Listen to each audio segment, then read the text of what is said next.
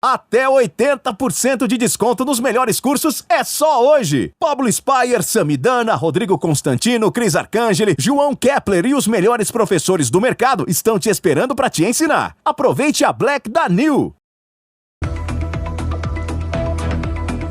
Retornamos aqui então, estamos de volta e agora com mais um tema. Dessa vez a participação do presidente Jair Bolsonaro no evento da AMAN. Vamos lá, o presidente Jair Bolsonaro deve participar no próximo sábado da formatura de cadetes da Academia Militar Agulhas Negras, no Rio de Janeiro. Provavelmente será a sua primeira aparição pública desde o dia 2 de novembro, quando divulgou um vídeo pedindo a desobstrução das vias. Ainda nesta cerimônia, há previsão que algumas autoridades dos poderes legislativo e judiciário e também oficiais das Forças Armadas se façam presentes. O presidente tem cumprido uma agenda ainda que isolado. Vocês acham que ele deve ter motivo para sua primeira aparição pública nesse evento ou simplesmente é um comparecimento cerimonial? O que você acha, Diogo da Luz? Eu acho inacreditável, né? São 3 semanas já que se passaram as eleições. O Bolsonaro teria tido aquela tal erisipela. Olha, eu já tive erisipela nas 2 pernas ao mesmo tempo. Minha boca e meu cérebro não pararam de funcionar. Eu podia falar perfeitamente com as pessoas. Sabe? Não tem o menor sentido. E basta ver as agendas públicas dele. Um monte de dias absolutamente vazias. Ele estava passando a mensagem que a presidência não tinha valor, não teria valor, enquanto tem muito. O fato de ter perdido uma eleição não dá direito a ele de ficar infeliz, chorando no canto, reclamando que não sabe perder. Ele tem que ser presidente, tem coisas urgentes para resolver, lógico. Ou então renuncia de uma vez e deixa outro assumir. Agora, depois de 3 semanas fazer a primeira aparição na Academia das Agulhas Negras, para mim, só passa mais uma daquelas mensagens infelizes que vem acontecendo desde que perdeu as eleições. Na verdade, elas começaram antes, mas elas se reforçaram depois das eleições. Vão para o quartel, me aguardem. Daqui a 2 dias vem a mensagem. Agora veio uma muito importante, um relatório sobre as urnas da Argentina. Mas relatório feito por quem? Quem é o técnico? Anônimo. Não assina o documento, não tem timbre no papel, um relatório feito no papel de pão, e assim vai indo, até que finalmente vai entrar uma ação no tribunal para realmente mostrar a grande mudança, a grande descoberta da fraude, e nada acontece. E a saída para a AMAN é mais um recado infeliz para aquele grupo restrito de pessoas fanáticas que continuam dizendo defender a liberdade das pessoas, mas só querem se impor sobre elas. Um exemplo gravíssimo foi no Mato Grosso, ao lado do Sorriso, onde não deixaram passar uma criança que tinha tido um acidente no olho para se operar no hospital. O seu pai falava, eu fico, deixem meu filho ir. Eles disseram com o facão na mão, aqui ninguém passa. Vai dizer, isso é uma coisa localizada. Aconteceu hoje de novo em Viracopos. Fecharam a entrada do aeroporto. Não tem nada a ver com o Bolsonaro isso, Diogo. Não tem nada a ver com o Bolsonaro. Está inventando isso, Diogo. Claro que está inventando isso. Não tem nada a ver. O Bolsonaro disse o exato oposto. Ele disse, desobstruam as vias. Ele disse, por favor, não impeçam as pessoas de terem o seu direito de ir e vir prejudicado. Não impeçam os remédios de chegar nas farmácias, não impeçam os alimentos de chegar na mesa dos brasileiros. É disso que se trata. O presidente, desde o início, quando começou as obstruções da via, disse, protestem. Podem protestar porque nós estamos em um país livre, democrático, e a Constituição permite que façam isso, mas não façam isso impedindo o direito de outros. Você ficou aqui minutos e minutos mentindo sobre o presidente. Em nenhum momento ele alegou que houve fraude, ele está questionando, perguntando à Justiça Eleitoral. Em nenhum momento ele mandou fechar estradas, ele disse protestem, mas não fechem. Ele em nenhum momento, absolutamente, impediu qualquer pessoa de protestar, em nenhum momento incentivou qualquer manifestação que impedisse o direito de outro. Pelo amor de Deus. Posso continuar? Muito obrigado. Claro que são manifestações bolsonaristas. Eles disseram claramente, estamos inconformados com o resultado da eleição presidencial do segundo turno. O que é isso? Eu não posso questionar a eleição. Você fez uma pergunta, eu não posso responder? Senão, o que é isso? A eleição, ela é inquestionável? Ela é sagrada? Ela é divina? Ela é de Deus? O que é isso agora? Eu não posso fazer perguntas sobre a urna, como é que ela funciona, qual é o resultado? Eu não vou levantar a voz para me impor. Mas se impor é fechar a via pública, impedir gente de chegar no hospital, impedir gente de chegar no aeroporto. Aconteceu hoje de manhã. Me mostra o vídeo onde o presidente convocou isso. Mostra assim que acabar o programa. Mostra o tweet dizendo que é por estarem inconformados com o resultado das urnas. Impedir pessoas de chegar no aeroporto é gerar o caos. E dizer que o presidente foi contra a manifestação que obstruísse, o chefe do executivo, que ficou 3 semanas calado, ele uma vez veio timidamente dizer, gravou um vídeo. Eu apoio as manifestações. Mas, gente, foi a primeira declaração do presidente da República depois da eleição, foi dizendo desobstruam as vias e continuem protestando. Eu falo alto, você não consegue incentivar vocês. Você não consegue provar.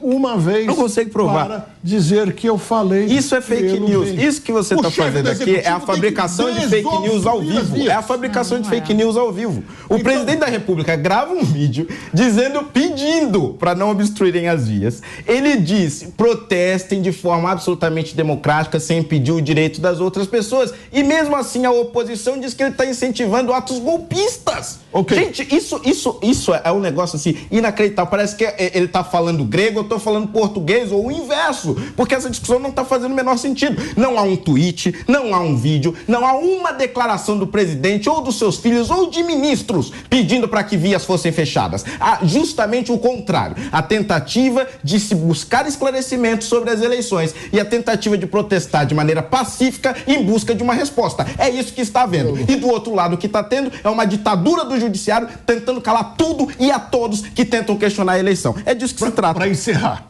não dá para reclamar por liberdade contra um e não reclamar por liberdade contra outro. Liberdade ou é plena ou não existe. Concordo. Não dá para dizer que eu quero a liberdade para o meu grupo fazer o que quiser. Não dá para ficar bancando o Tigrão para cima do TSE e Tchutchuca para cima das pessoas que estão fechando vias. Não dá. E dizer que isso não é bolsonarismo é ridículo.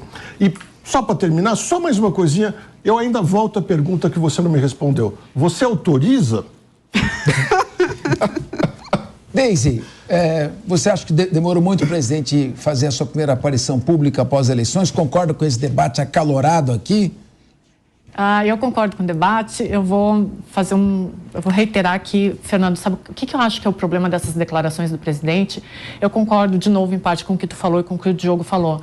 Mas o que o presidente Jair Bolsonaro fez durante os 4 anos... Nossa, a gente até fugiu da pauta aqui. Mas o que o Bolsonaro fez nos 4 anos de governo dele foi trabalhar muito com essas mensagens subjetivas, subliminares. E aí o que acontece? Depois que ele perde a eleição, tem essa manifestação toda, ele se pronuncia 1 ou 2 vezes.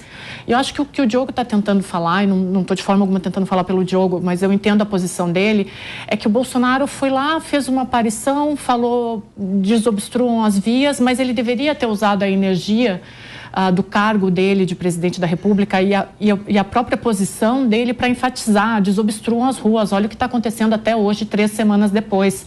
Então, eu acho que o problema é justamente ele some, aí ele vai ali, não desobstrua, mas ele passou 4 anos inflamando as pessoas, e aí agora quando ele precisa inflamar para parar com isso, para deixar a coisa voltar à normalidade, ele fica com, desculpa, mimimi, então engole o choro e volta a sentar na cadeira de presidente. Sua fala me representou. Geisiane, você concorda com essa posição dos debatedores que estão à esquerda? A minha esquerda na mesa, por favor. A minha esquerda. Daí é o por favor, não, a minha esquerda na mesa. Geisiane, por favor. Para mim, mais uma vez, vou falar a respeito de conceitos. Primeiro que a gente está vivendo um estado de anomia, né? A gente tem um corpo social que está totalmente anômico. E aí, a gente vai bater no negócio. O Bolsonaro é tido como representante do conservadorismo. Mas o conservadorismo é uma corrente política que preza pela estabilidade das instituições, pela estabilidade do país. Então, você precisa ter prudência para ter essa estabilidade. A postura dele, infelizmente, não leva a esse caminho de estabilidade. Não leva... E aí acontece isso. Você não sabe quem é bolsonarista, você não sabe o que está acontecendo na manifestação. Acho sim que a manifestação é legítima e que tem pessoas ali legítimas, mas também concordo e sei que acontece os casos extremos de obstrução de vias, de violência, de pessoas penduradas em caminhão, enfim. A gente sabe que isso de fato acontece. E acontece porque a gente não nomeia os bois, a gente não consegue sentar e nomear os bois, e a pessoa que está à frente de tudo isso, que tem que se posicionar, que tem que falar, não faz, não puxa ali à frente, não tem a liderança. A gente volta naquela história do paternalismo. A gente tem essa população aqui que precisa desse paternalismo. E aí a pessoa que está lá nessa função, ela não faz, ela não puxa, e aí vira essa grande confusão. E se ele está sinalizando alguma coisa, meu Deus do céu, né? Ele está sinalizando com um incêndio, assim, tomou já o prédio inteiro, e aí agora você quer sinalizar alguma coisa. Não adianta, você só vai colocar querosene na fogueira. Meu querido Fernando Holliday, você não acha que seria mais útil para a direita reconhecer logo o resultado das eleições, se organizar para fazer uma oposição construtiva e deixar esses factoides, que nem esta ação proposta pelo PL, com base no relatório para fazer uma verificação extraordinária, pedir anulação de eleição, em vez de ficar com esses factoides, não seria melhor se organizar, reconhecer que o Bolsonaro tem ainda o apoio de metade da população brasileira, pelo menos, que é o maior líder da direita, e assim exercer uma posição responsável e fiscalizatória, ao invés de ficar nessas questões, nessas brigas? O que você acha? Olha, Capês, eu vou entrar nesse assunto, mas antes, só para esclarecer um ponto aqui que eu acabei esquecendo, é importante. O presidente da República não trabalha somente no Palácio do Planalto. Veja, não é um emprego comum onde eu preciso estar em um determinado local e bater um ponto. Ao longo do Palácio da Alvorada, ele recebeu diversas pessoas, esteve sim despachando, porque afinal de contas o país não ficou parado ao longo desses últimos 20 dias. Mas ele não esteve trabalhando, mas ele não esteve trabalhando no Palácio da Alvorada. Na política, a agenda ela é flexível. Eu insisto. Sentido. Ela é flexível. Mostre a agenda oficial dele. Ou será que ele trabalha com a agenda secreta? Vamos procurar então a agenda oficial de todos os 513 deputados de Brasília. Não existe. Por que não existe? Porque a agenda é flexível. Ele pode estar no gabinete, ele pode estar no estado dele, ele pode estar representando o país. Você quer comparar a relevância de o presidente da República não precisa. Deputados? Me aponta a lei. São coisas diferentes. Me aponta a lei que diz que o presidente da República precisa ter todas as suas agendas, independentemente dela, lá publicada na agenda oficial. Nenhuma lei diz que o presidente tem que não trabalhar. É obrigação dele colocar na agenda oficial tudo que ele está fazendo. Mas, Fernando, porque tem coisas que... Tem coisas... que ele está trabalhando? Por favor, é claro que tá. O Brasil está parado, o Brasil entrou num apagão, numa crise, as instituições simplesmente deixaram de funcionar do dia para a noite. Não deixou, gente. Pelo amor de Deus. Será que você pode É evidente que nem tudo vai para a agenda oficial, porque depende de segredos de Estado, segurança de Estado. Ele recebeu pessoas, ele recebeu autoridades no Palácio da Alvorada, ele recebeu ministros no Palácio da Alvorada, o presidente estava trabalhando e está trabalhando. E agora ele volta ao Palácio do Planalto, muito provavelmente por conta das questões de saúde que chegaram a ser divulgadas. E agora ele pode se locomover com maior facilidade. Mas não significa que ele não trabalhou antes. Agora, muito rapidamente sobre a questão das eleições, eu particularmente não sou da tese de que houve fraude, tá? Mas eu sou da tese de que o esclarecimento sobre o nosso sistema eleitoral e sobre as nossas urnas não é só sobre esta eleição, é sobre a história do país e sobre o futuro do país. Nós não podemos permanecer com um sistema eleitoral onde a justiça eleitoral se nega a investigar as denúncias e as evidências que são apresentadas e simplesmente não explica o que aconteceu. Isso é inconcebível. E nesse sentido, os questionamentos são sim muito razoáveis. Bom, o programa tem outras pautas. Eu não me chamo Paulo Matias e esse programa não se chama 3 contra 1.